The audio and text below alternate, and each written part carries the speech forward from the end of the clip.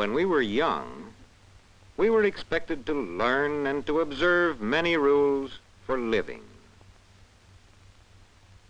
Some of these rules, such as walking around puddles, were intended for our protection and well-being. At every step, we had to comply. Whatever we wanted to do had to be done in the way our parents thought proper. We had to learn to be polite. Shaking hands with grown-ups seemed senseless, but since it was considered important by parents, we had to conform, at least outwardly. Furthermore, we were expected to comply with conventional ways of doing things, to eat with clean hands, and to observe table manners. We didn't like all those rules, and we often rebelled against the dues. With such feelings, we gradually learned to conform to parental requirements. The way we accepted the dues, along with these feelings, helped shape our emerging personality. Some of the earliest dues are concerned with personal living.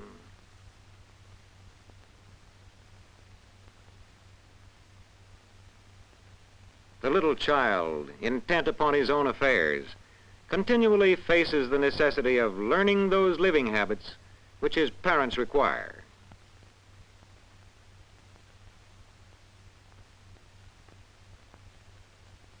For example, this little boy wants to go on playing with blocks, but Mother insists he must first pull up his pants.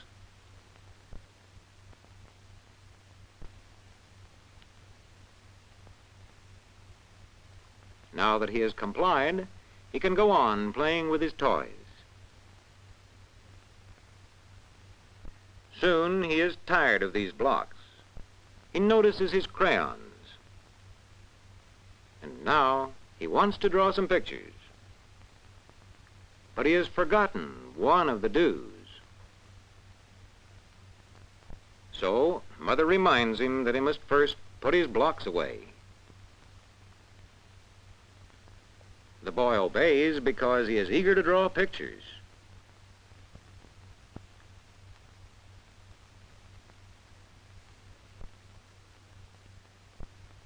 An understanding mother is concerned with more than obedience to her authority.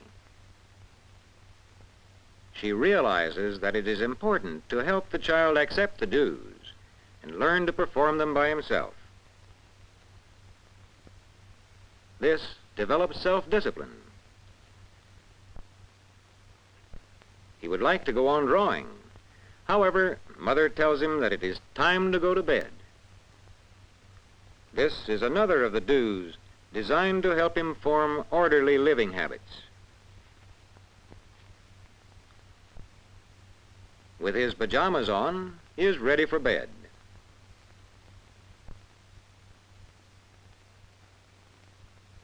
But he will do anything to postpone going to sleep. Here he tries taking a book to bed. A child's day is filled with dues. They are tiring for both mother and child, but many are necessary for his guidance and well-being. Unconditional love helps the child to accept these dues without serious conflicts. Day by day, he incorporates these dues into his developing personality. Early in life, boys and girls meet the masculine and feminine dues. They are expected to dress each in a different way. They are expected to fix their hair in different ways, and in other ways follow different paths. Each is required to accept these masculine or feminine patterns as interpreted by their parents.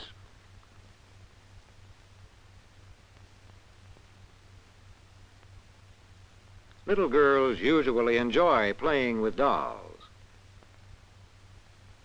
They like doing feminine things, anticipating their future roles as mothers.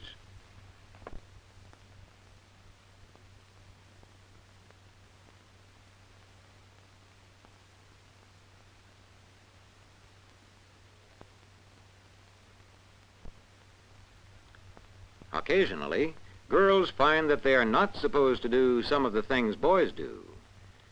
Children look upon their parents as models of feminine and masculine roles.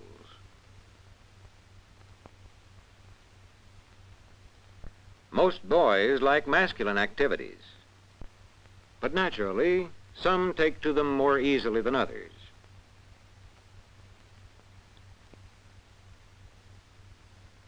The do's for the boy and for the girl are changing today, just as the roles of father and mother are being modified by social changes.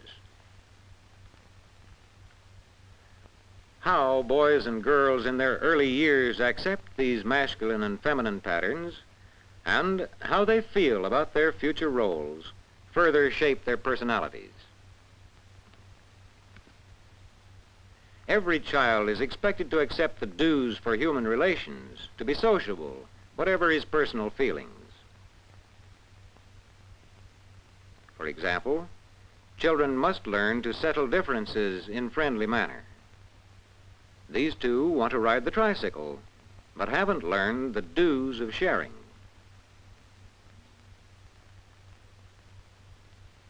Now they're going to take turns. Some children find it easy to accept these patterns. Other children find it more difficult, while a few children never fully accept them.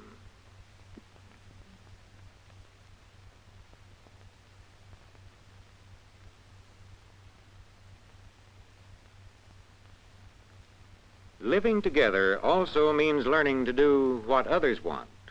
The child who wants to be treated generously, even fairly, gradually realizes that he must treat others fairly.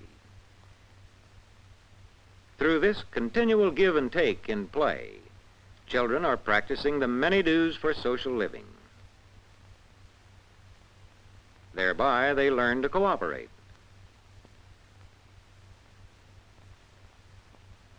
Gradually, they also learn to do their share with others on group activities. Each child is trying hard to win acceptance as a member of the group, learning to do his part and to recognize the contribution of others. Through playing and similar experiences, the child begins to understand what it means to be a member of a social group.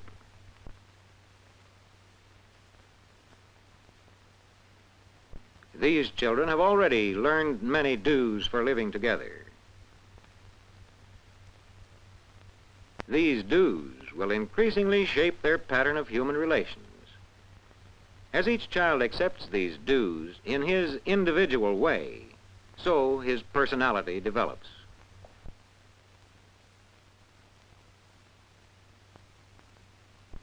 And now, let's summarize. To live in our social world, children must learn the many formal conventions and recognized patterns of social conduct.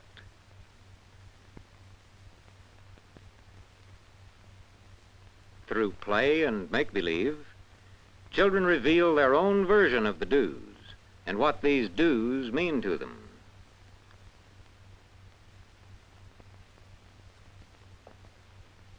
Each child also develops an individual way of performing these dues. The strong desire of children to be like grown-ups helps them to accept these conventional practices, even though they may not fully understand them. In all these dues, they are governed largely by their feelings toward the grown-ups who have imposed them. And thus, in accepting the dues, children develop the characteristic patterns of social living that shape their individual personalities.